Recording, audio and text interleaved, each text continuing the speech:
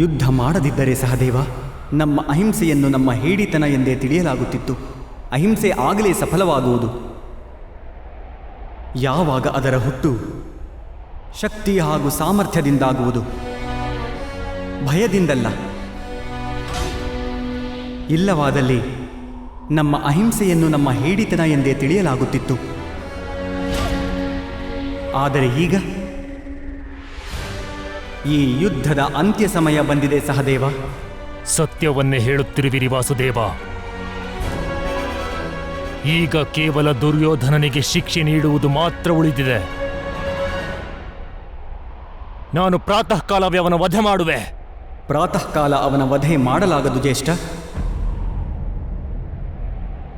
ದುರ್ಯೋಧನ ಸಮರ್ಥನಾದ ಯೋಧ. ಆದರೆ ಸೂರ್ಯಾಸ್ತದ ಒಳಗೆ ಅವನ ವಧೆ ಮಾಡಬೇಕು.